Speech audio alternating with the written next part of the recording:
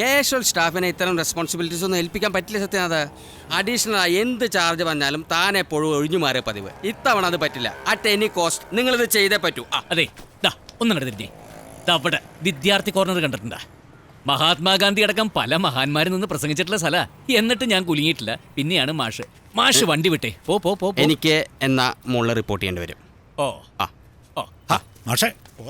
വെറുതെ ഞാൻ ശരിയാവുന്ന കേസല്ല.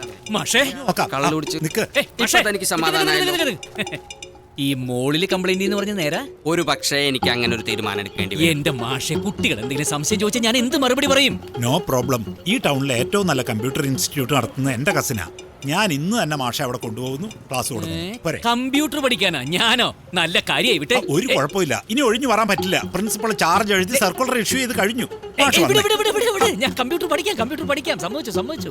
കമ്പ്യൂട്ടർ പഠിത്തം നാളെ തൊട്ട്. ഇന്നത്തെ ഈ കളി വിട്ടിട്ട് വരാൻ പറ്റില്ല. വന്നു. അപ്പൊ നാളെ കാണാം. വരാന്ന് സമ്മതിച്ചല്ലോ, ഭാഗ്യം. ശരി. Good evening sir. Good evening. ജില്ലനില്ലേ? ഉണ്ടല്ലോ, അകത്ത് മീറ്റിംഗിലാണ്.